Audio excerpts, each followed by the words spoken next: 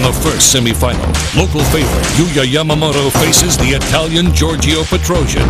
Then, in semifinal number 2, Dutch fighter Andy Sauer takes on Thai sensation Buakaw Pramuk. The survivors will meet in the main event. 4 men enter. Only one will be crowned 2009 K1 World Max Champion.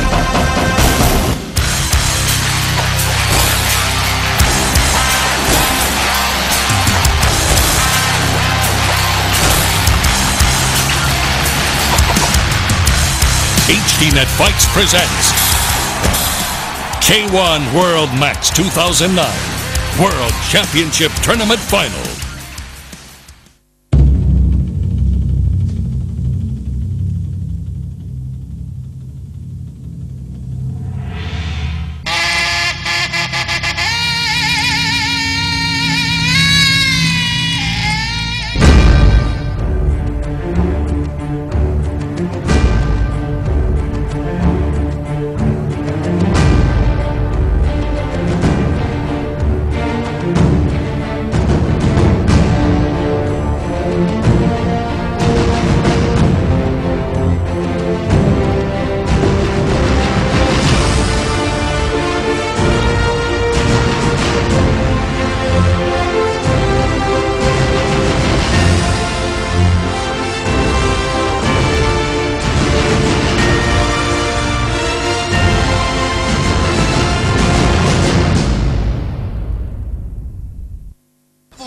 Takes on his old arch rival Buakaw Pramuk.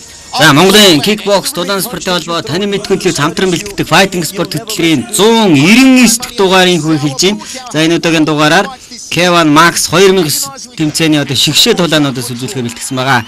За 2009 онд дэлхийд шилдэг гэж тооцогддог мэргэжлийн кикбоксчдын дунд зохиогддог K1 Max тэмцээн маань цуврал болон зохион байгуулагдсан. Ингээд шигшээ буюу шигшээ тулаан 2009 оны 10 дугаар сарын 26-нд Япон улсад зохиогдсон юм а.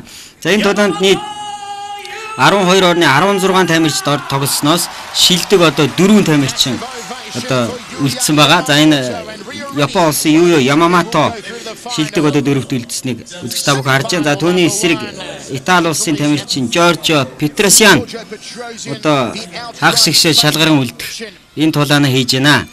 За түрүүчийн дугаараар Юя Ямаматогийн тоглолтуудыг үзүүлж ирсэн. За 1984 онд төрсөн ийм тамирчин. За Армени тамирчин Дараго, Солонгосын тамирчин Чимбин Лим гэдэг энэ нэр хүнтэй тамирчдыг хожиж ингэж гарч ирсэн ийм тамирчин байгаа. За K1-да нийт 13 тулдснаас 6 альж 7 хожигдсон ийм үзүүлэлттэй. За Giorgio Petrosian-ийн хувьд бол ярих юм нэлээгүй. 1985 оны 12 дугаар сарын 10-нд Армени улсын Ереван хотод төрсэн байдаг.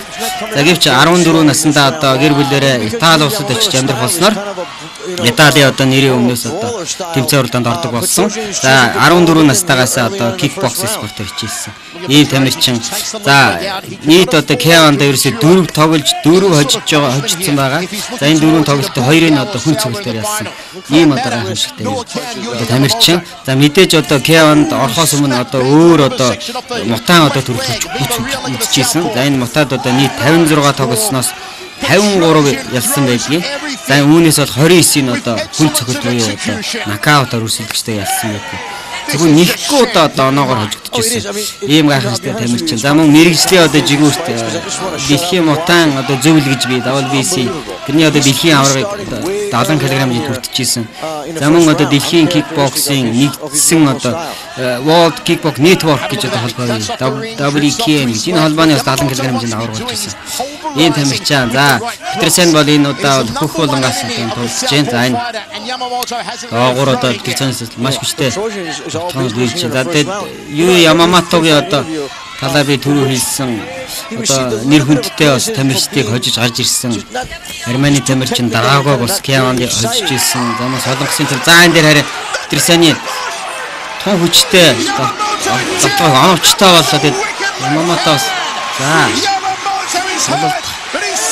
толгойн болж зад их л хүнд авчтай. Тэгээд Petrosian-ы бол 1-р төгсгөл тун оновчтой. За нэмээд баруун гарын хажуу. За шулуун. За сая 100 гарын шулыг оновчтой. За ингээд одоо Итали улсын тамирчин Жоржио Петросян одоо хагас гисээ тулаанд Япон улсын тамирчин Юё Ямаматог тоглолтын 1-р үед одоо хүн цохилдог юу одоо нокаутаар ялж ингэж одоо шигшээ тулаанд шалгаж үлдэж байна. За Петросяныг би түрүү хэлсэн 1985 онд төрсэн залуу тамирчин байна. За рингний хоч нь бол доктор гэсэн хоч та. Олон өрсөлдөгчүүд нокаут. За энэ харагдаж. Ордгай хажуу, дээд дараанд солгоогоор хажуу, хоёр хажуугийн цагт хоёулах оновчтой дундын зад оновчтой болсон байна. Утуулаад яг дундын зад хоёр хажуугийн цагт хоёулаа холбоод хүчтэй гэсэн байна энэ харагдаж. Маш оновчтой болсон учраас өрсөлдөгч хүн цохилдог. Унжаа харж байна. За энэ дээр одоо нэмээд одоо маш хүч гар бол их хүнд юм байна. Маш хүнд юм. Зүүн гарын хажуу байна. Яг юм таа. Их хүчтэй таа. Ямар ч боломжтой бай.